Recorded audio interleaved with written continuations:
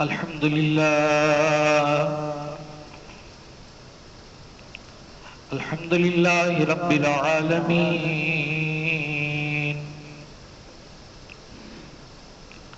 والصلاة والسلام على سيد الأنبياء والمرسلين أما بعد فأعوذ بالله من الشيطان الرجيم بسم الله الرحمن الرحيم وَإِذَا مَرِضْتُ فَهُوَ يَشْفِينِ صدق الله مولانا العظيم وبلغنا رسوله النبي الكريم الأمين ونحن على ذلك لمن الشاهدين والشاكرين قال الله تبارك وتعالى في شان محبوبه الكريم إن الله وملائكته يصلون على النبي يا أيها الذين آمنوا صلوا عليه وسلموا تسليما اللهم صل على سيدنا ومولانا محمد معدن الجود والكرم وآله وصحبه وبارك وسلم صلاة وسلام عليك يا سيدي يا رسول الله حضور نبی کریم رؤوف الرحیم صلی اللہ تعالی علیہ وآلہ وسلم کا فرمان جنت نشان ہے جو مجھ پر ایک دن میں 1000 بار درود پاک پڑھے گا وہ اس وقت تک مرے گا نہیں جب تک جنت میں اپنا مقام نہ دیکھ لے صلو علی الحبیب اللہم صلی علی سیدنا و مولانا محمد معد الجود والکرم وآلہ وصحبہ وبارک وسلم صلاة و سلام علیکہ یا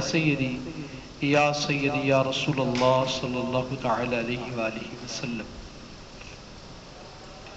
پچھلے جمعۃ المبارکہ کو طب سے متعلق چند ضروری چیزیں اور واقعات آپ کے سامنے ذکر کیے آج بھی انشاءاللہ العزیز اسی موضوع کو جاری رکھتے ہوئے کچھ قیمتی نکات احادیث طیبہ کی صورت میں واقعات کی صورت میں اور آخر میں کچھ نسخہ جات مختلف مرضوں کے علاج کی صورت میں ذکر کیے جائیں گے اسے بے حد توجہ کے ساتھ سماعت کیجیے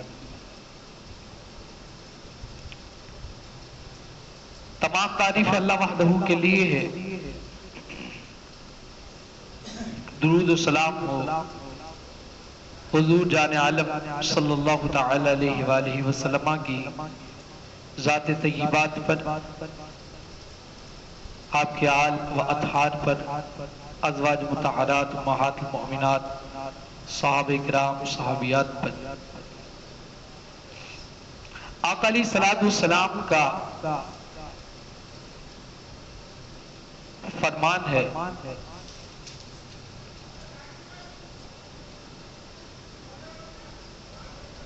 کہ آپ فرماتے ہیں کہ شہد کے اندر شفا ہے اللہ تبارک و تعالی نے اس شہد کے اندر شفا کو محفوظ رکھا ہے اور اس کے مخصوص طریقے سے استعمال کے بعد اللہ تبارک و تعالی مختلف امراض سے شفا دیتا ہے لیکن اس بات کو بھی آپ پیش نظر رکھیے کہ ہر چیز ہر بندے کے لیے مستعمل ہو یہ ضروری نہیں ہے بعض چیزیں بعضوں کو موافق رکھتی ہے اور بعض چیزیں موافق نہیں رکھتی انہیں اذیت میں مبتلا کر دیتی ہے مثلا شوگر والے کے لیے میٹھا اس کے مرض کے بڑھنے کا سبب ہوتا ہے. حالانکہ شہد کے اندر شفا موجود ہے، لیکن شہد چونکہ میٹھا ہوتا ہے اور شدید قسم کا میٹھا ہوتا ہے، تو شوگر والے مریض کے لیے اس کا استعمال مضر ہوگا اگرچہ اس کے اندر شفا موجود ہے. تو یہ شہد جو ہے اللہ تبارک و تعالیٰ کی ایک نعمت ہے، تاہم بعضوں کے وجود اس کو برداشت نہیں کر پاتے. چنانچہ سیدی اعلیٰ حضرت امام احمد رضا خان فاضل بریلوی رحمۃ اللہ تعالی علیہ فتاوی رضویہ کی جلد نمبر 25 صفحہ 88 پر رد المحتار کے حوالے سے نقل فرماتے ہیں کہ جن مزاجوں یعنی طبیعتوں میں صفرا غالب ہوتا ہے شہد انہیں نقصان کرتا ہے، بلکہ بارہا بیمار کر دیتا ہے، یعنی باوجود اس کے کہ وہ یعنی شہد بنص قرآنی دلیل قرآنی سے شفا ہے. یاد رکھیے کہ اخلاط اربعہ یعنی 4 خلطیں اللہ تبارک و تعالی نے انسانوں کو عطا کی ہے. نمبر 1 جو خلط ہے جو انسانوں کے اندر ہوتی ہے وہ ہوتی ہے صفرا یعنی پت، اور نمبر 2 خون، نمبر 3 بلغم، اور نمبر 4 سودا یعنی جلا ہوا سیاہ بلغم. ان چاروں میں سے جن لوگوں کے وجود میں صفرا یعنی پت یعنی پیلے رنگ کا کڑوا پانی زائد ہو اس کے لیے شہد کا استعمال یہ مضر ہے. اور یہ جو مزاج ہے اخلاط کا خلطیں کا یہ طبیب بتاتے ہیں، جو نباز ہوتے ہیں وہ بتاتے ہیں، جو مزاج کو جاننے والے ہوتے ہیں طبیب ہوتے ہیں وہ بتاتے ہیں، ماہر طبیب، کہ اس کا مزاج صفراوی ہے یا بلغمی ہے، سودائی ہے، تو وہ اس کے مطابق اسے جو چیزیں موافق آنے والی ہوتی ہے اس کے مزاج کے مطابق وہ تجویز کرتے ہیں. اب یہ جو حدیث مبارکہ کے اندر جبکہ قرآن مجید فرقان حمید کے اندر آیا کہ اس میں شفا ہے، سید اعلیٰ حضرت رحمۃ اللہ تعالی علیہ اس کی تفصیل میں وضاحت کرتے ہوئے فرماتے ہیں، صفرا کی وضاحت کرتے ہوئے فرماتے ہیں کہ یہ جو صفرا ہے وہ زرد پانی کے پتے میں ہوتا ہے جس کو صفرا کہتے ہیں، اور اگر یہ کسی کا بڑا ہوا ہے تو اگرچہ شہد کو اللہ تبارک و تعالی نے شفا رکھا ہے، اس شہد کے زیادہ استعمال سے بندہ اس کا کو ختم کر دے،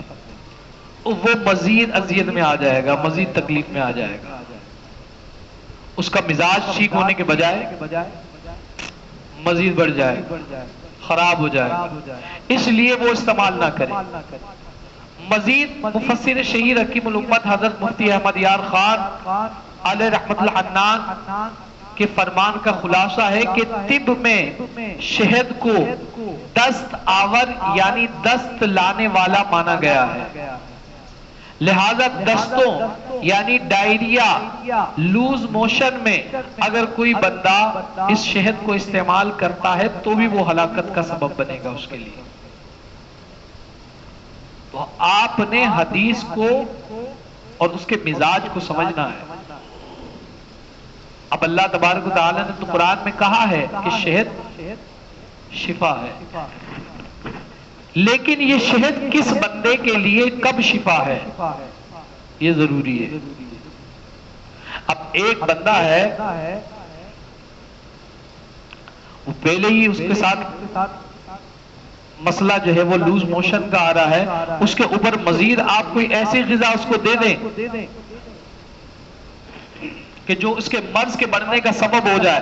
تو بندہ ہلاکت میں جا سکتا ہے، کیونکہ طبیب مزاجوں کو سمجھتا ہے اور اس کے مطابق وہ غذا جو ہے وہ تجویز کرتا ہے. کہ بھائی ایسے وقت میں اس کو استعمال نہیں کرنا۔ اسی طرح احادیث مبارکہ میں بیان کردہ علاج بھی اپنی مرضی سے نہیں کرنے چاہیے۔ یہ آج جو بتانے کا مقصد ہے وہ یہی ہے کہ ہم لوگ بہت ساری چیزیں آدھی سنتے ہیں یوٹیوب کے اوپر،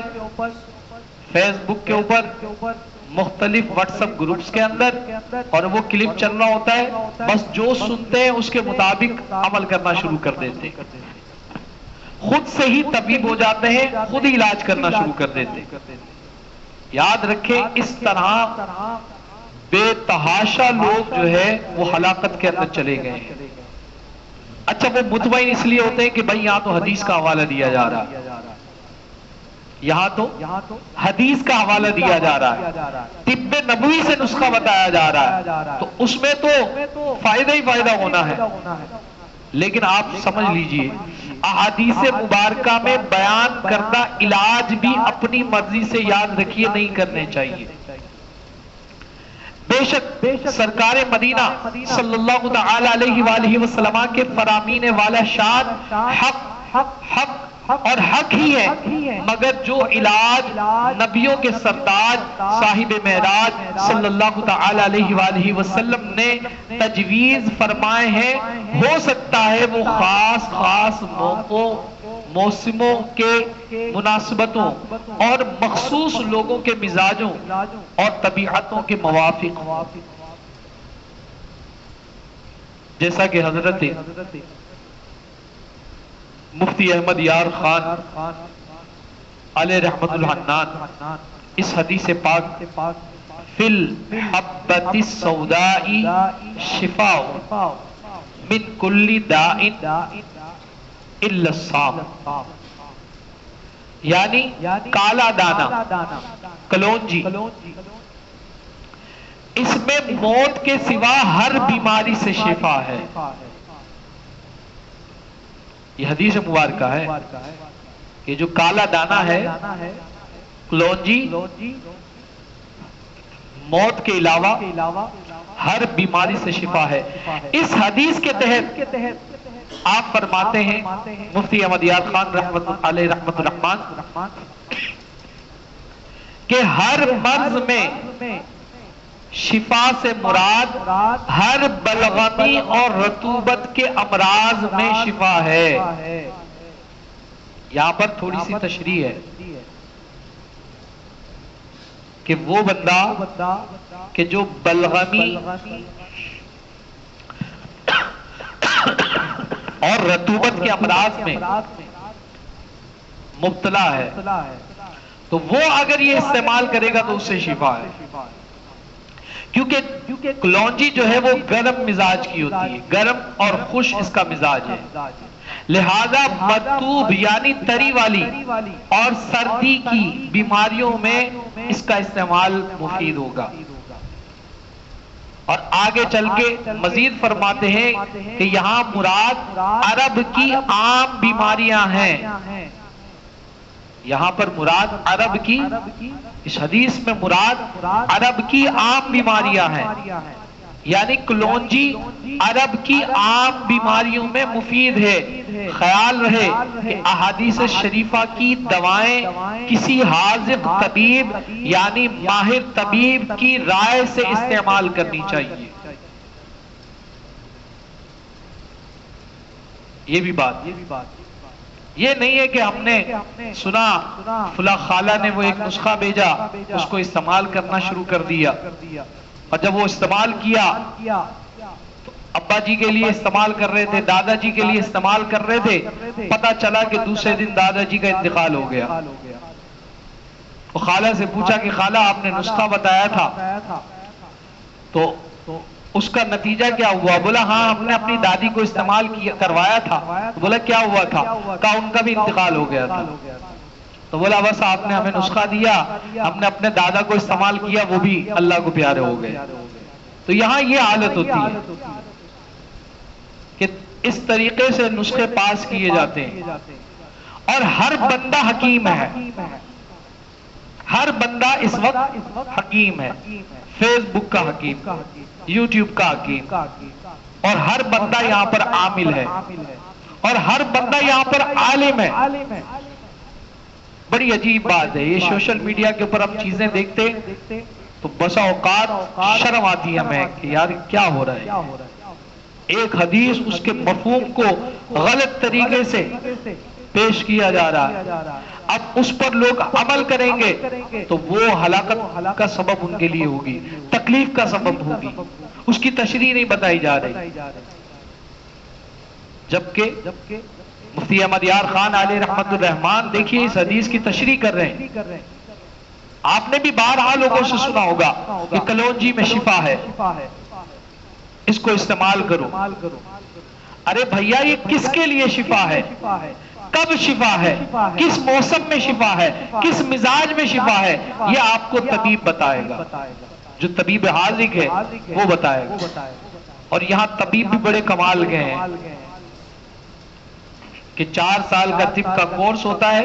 اس کورس کے اندر کوئی کلاسز نہیں ہوتی. گھر بیٹھے ہوئے آپ بس 50,000 روپے سالانہ جمع کروائیں اور 4 سال کے بعد آپ حکیم ہو جائیں گے, آپ کو سرٹیفکیٹ مل جائے گا.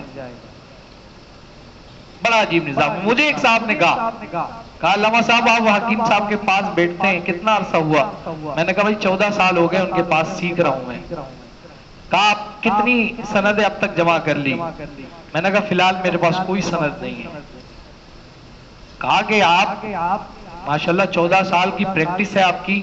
آپ بیٹھ بھی رہے ہیں سیکھ بھی رہے ہیں, تو آپ باقاعدہ جو ہے ڈگری لے کر باقاعدہ حکیم کیوں نہیں ہو جاتے؟ میں نے کہا کیسے ہوتے ہیں؟ کہا یہاں چکر یہ ہے کہ ہر سال بس آپ 50,000 روپے جمع کروائیں, آپ کے فارم بھی جمع ہو جائیں گے, آپ کی فیسیں بھی جمع ہو جائے گی, اور آپ کو 4 سال کے بعد باقاعدہ سرٹیفکیٹ مل جائے گا طبیہ کالج سے کہ بھئی یہ حکیم ہو گئے ہیں. اگرچہ آپ نے ایک کلاس بھی نہیں لی, کچھ نہیں پڑھا, کچھ استادوں کے پاس نہیں گئے, کچھ نہیں سیکھا, بس وہ رٹا رٹایا آپ کو نصاب بھیج دیا جائے گا, پڑھ لیا تو پڑھ لیا, نہیں پڑھا تو نہیں پڑھا. اب اس طریقے سے اب میں نے تو باقاعدہ صحبت اختیار کی حکیموں کی, بزرگوں کی, اور ان کے پاس سیکھ رہا ہوں ابھی بھی, لیکن اس کے باوجود ابھی تک حکمت کا کام میں نے شروع نہیں کیا. کیوں کہ یہ انتہائی نازک معاملات ہیں. میرے جو استاد تھے اللہ ان کو غریق رحمت فرمائے, صوفی کمال بابا نقشبندی مجددی رحمت اللہ تعالی, آپ اپنے شاگرد کو کہتے تھے, یعنی کمال بابا کو کہتے تھے, حکیم صوفی کمال بابا نقشبندی مجددی رحمت اللہ تعالی, ان کو کہتے تھے کہ بیٹا اگر کوئی شخص تیرے دیے ہوئے نسخے سے اذیت میں مبتلا ہو جاتا ہے اور تیری بے دھیانی کے اندر اگر اس کو سر کا درد بھی بڑھ جاتا ہے تو کل بروز قیامت تجھے اس کے بارے میں پوچھا جائے گا کہ اس کے سر کا درد بڑا کیسے, تو نے کیا تجویز دی, کیا تو نے نسخہ تجویز کیا, کیا تو نے ترتیب سے خیال نہیں کیا, اس کے مزاج کو نہیں دیکھا, اس کے معاملات کو نہیں سمجھا, ایسے ہی دوا دے دی. اور کہا کہ ان نسخوں کے بنانے کے بعد سب سے پہلے اس کا تجربہ تو خود اپنے اوپر کرے گا کہ اگر کوئی نقصان ہوتا ہے تو وہ تجھے ہو, اگر تو مر جاتا ہے تو شہید ہو جائے گا, مسئلہ نہیں ہے. لیکن تیرے نسخے کا تجربہ انسانوں پر نہیں ہونا چاہیے. اگر وہ مر جاتا ہے تیرے دیے میں نسخے سے تو کل بروز قیامت تیرا گریبان پکڑا جائے گا, تجھ سے پوچھا جائے گا. اتنے سخت معاملات, اتنی سخت احتیاط ہوتی تھی انسانوں کے ادویات کے معاملات کے اندر, اور یہاں معاملہ اتنا خراب ہو چکا ہے اسی وجہ سے موتیں بھی زیادہ ہو رہی ہے, تکلیفیں بھی زیادہ بڑھ رہی ہے, مرض بھی زیادہ بڑھ رہے ہیں, اور ہر شعبے کا ایک سسٹم جو ہے اس وقت سمجھ لیں کہ وہاں پر قیامت خیزی کے معاملات ہیں. آپ ایلوپیتھک کو دیکھ لیں اور اس کی ہسٹری ذرا سا دیکھیں, اور اس وقت دور کے اندر جو ایلوپیتھک کے جو معالجین انسانوں کے اجسام کے ساتھ کھلواڑ کر رہے ہیں، کھیل رہے ہیں، چھوٹے چھوٹے بچوں کو ہائی ڈوز اینٹی بائیوٹکس جو دے رہے ہیں اور اس کے جو مضر اثرات ان پر ہو رہے ہیں، ہمارے ہاتھ پیر کانپنا شروع ہو جاتے ہیں۔ میری بچی کو اچانک فیور ہوا اور وہ فیور بڑا شدید ہو گیا۔ اب جو نسخے جات تھے اس کو استعمال کروایا اور میں نے گھر والی کو کہا کہ دیکھیے یہ جو ہے موسم کی وجہ سے یہ فیور ہوا ہے اور یہ روٹین کا ہے، اس طرح فیور ہوتے ہیں بچوں کو اور یہ کم سے کم 7 سے 8 دن رہتا ہے مسئلہ، آپ پریشان نہ ہو۔ لیکن اب عورتوں کا مزاج اور پھر ماں وہ نرم دل کی ہوتی ہے، اب وہ شاید گمان کرنے لگی کہ یہ علامہ صاحب جو ہے ہمارے جو شوہر ہیں یہ پیسے بچانے کے لیے بچے کو ہاسپٹل نہیں لے کے جا رہے، جبکہ اس خاتون کو زوجہ کو نہیں معلوم کہ یہ جانتا ہے کہ وہاں ہاسپٹل کے اندر ڈاکٹر کے پاس لے کر گیا تو وہ ڈاکٹر اس کو کیا لکھ کر دے گا اور کیا استعمال کروائے گا، اور استعمال کروا لیا تو اس کے کیا نقصانات ہوں گے۔ خیر میں نے اس کے اطمینان کے لیے میں نے کہا ٹھیک ہے اب میں آپ کو لے جاتا ہوں۔ ہاسپٹل لے کر گئے، ڈاکٹر کو دکھایا، ڈاکٹر نے چیک کیا۔ اب اس کے چیک کرنے کا جو طریقہ تھا واللہ میں اس سے ہی مطمئن نہیں ہوا۔ طبیب کے پاس جب آپ جاتے ہو تو وہ ہر چیز دیکھتا ہے، بڑے اطمینان کے ساتھ دیکھتا ہے، سوالات کرتا ہے، کیفیات کو پوچھتا ہے۔ نہیں، انہوں نے آلہ لگایا ہوا تھا، بس چیک کیا کا فیور ہو رہا ہے، پوچھا بس، اور اس پوچھنے پر جو ظاہری علامات تھی ٹھک ٹھک ٹھک ٹھک ٹھک ٹھک پرچے کے اندر کہا کہ بھائی جاؤ جا کے یہ ساری دوائیں لے کر اور پھر مجھے دکھا دینا۔ ٹھیک ہے ڈاکٹر صاحب۔ اب جو انہی ہاسپٹل کا جو میڈیکل اسٹور تھا، یہ جو دوائیں ڈاکٹر صاحب نے لکھ کر دی تھی یہ کہیں اور اسٹور کے اوپر نہیں ملتی، اور جس رائٹنگ میں انہوں نے لکھ کر دی تھی وہ رائٹنگ ڈاکٹر صاحب اور یہ میڈیکل اسٹور والا ہی سمجھ سکتے ہیں۔ انہوں نے لکھ کر دیا پورا پرچہ، اور لکھنے کے بعد جب دیکھا میں نے تو اس کے اندر کچھ اینٹی بائیوٹکس تھی جو ہیوی ڈوز تھے اس کے اندر۔ میں نے کہا یہ 6 مہینے کی بچی ہے، اس کو اتنے ہیوی ڈوز؟ بولا نہیں اس کا فیور بگڑا ہوا ہے، یہ ہے وہ ہے، آپ پھر بھی جو ہے یہ جو دوائیں میں لکھ کر دے رہا ہوں یہ آپ دیں۔ تقریباً 1455 روپے کا وہ بل بنا، اور بل بنانے کے بعد کہا کہ یہ 1455 روپے کی یہ دوائیں ہیں، اب دکھا دیں۔ اب وہ دکھائی ڈاکٹر کو، بتایا بھائی یہ اینٹی بائیوٹکس ہیں، یہ جو ہے بچوں کی اینٹی بائیوٹکس ہے، اس کا اتنا مسئلہ نہیں ہوتا ہی نہیں ہوتا، لیکن یہ کہ اس کو استعمال کروانا ہوگا۔ المختصر یہ میں نے اپنی زوجہ کو کہا، میں نے کہا دیکھو میں اس سے مطمئن نہیں ہوں، ٹھیک ہے نا، لیکن پھر بھی تمہارے اطمینان کے لیے میں نے یہ دوا دلا دی ہے۔ اب اس بچی کو اگر کچھ ہوتا ہے تو تم ذمہ دار ہو اور وہ ڈاکٹر ذمہ دار ہے، میں بری ہوں کیونکہ میں جانتا ہوں۔ اب اس کو پھر کچھ چیزیں میں نے سمجھائی، میں نے بتائی، میں نے کہا دیکھو بات پیسے کی نہیں، یہ میں لے آیا اور پیسہ یہ خرچ کرنے کے باوجود میرا دل مطمئن نہیں ہے کہ میں بچی کو یہ میں پلاؤں، اور آپ اگر 2 دن مجھے دے دیں تو بغیر یہ اینٹی بائیوٹکس کھلائے یہ بچی ٹھیک ہو جائے گی، آپ 2 دن دے دیں مجھے۔